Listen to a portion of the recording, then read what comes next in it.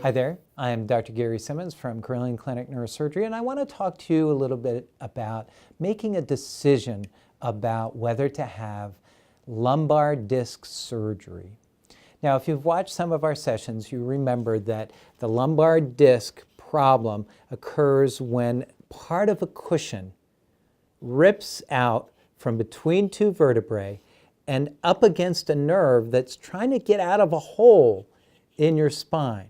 And it pushes up against that nerve. It looks like crab meat in real life, but it pushes up against that nerve, gets that nerve very aggravated, and you can have a heck of a lot of pain that usually goes screaming down the back of your leg. Now, there are multiple treatments for lumbar disc herniation, or ruptured disc or slip disc. They include giving it time, rest, and anti-inflammatories, versus shots in the back called epidural steroid injections, versus surgery where we go through a small opening in the back of the spine, get down to where that piece of disc is, that piece of crab meat, and take it away from your nerve so the nerve is what we call decompressed, or pressure is removed from it.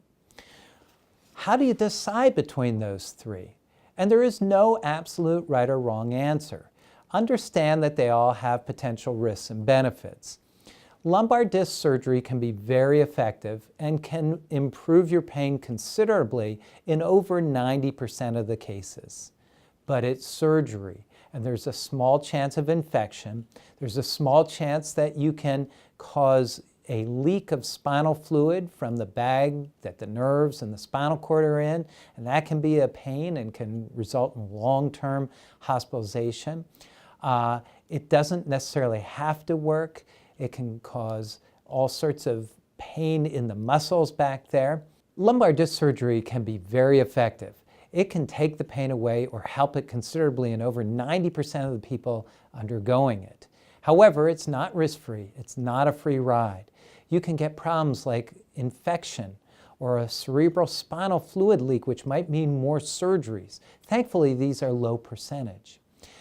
The nerve itself can be damaged from surgery, and you literally can be left permanently with weakness in the muscle that that nerve goes to. So for example, the L5 nerve goes to raising the foot, and somebody can get a permanent foot drop.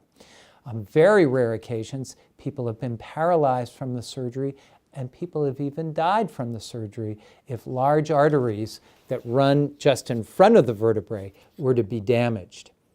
So surgery, although the risks are low, they're low percentage, they can occur, and they can be pretty dramatic in very rare circumstances. Epidural steroid injections have very low risk profiles.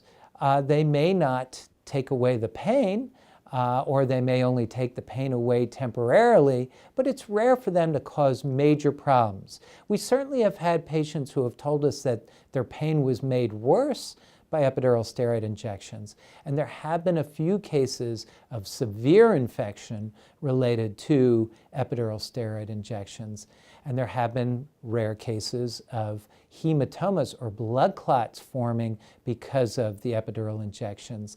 But generally, it's of relatively low risk. However, the percentage of people who are made completely better for good is pretty low.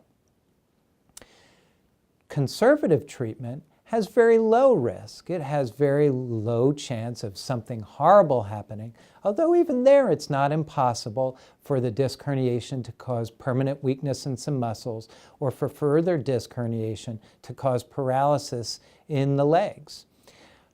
Most commonly, this treatment will make you feel better. It turns out that after 2 to 3 years, people who have had surgery versus people who have had no surgery do about the same. That's not one individual, that's if you look at hundreds of people who have had the problem. The success rates are pretty similar. The problem is, if you're having extreme severe pain now, it's awfully hard to say, well, maybe in 2 to 3 years I'll do just as well as somebody who has had surgery if you're going to go conservatively. So Often what drives surgery are a couple of things. One is if the pain is just extreme and nothing is containing it, and that's certainly possible. Two would be if the pain is relatively extreme, withstandable for a while, but it just won't go away.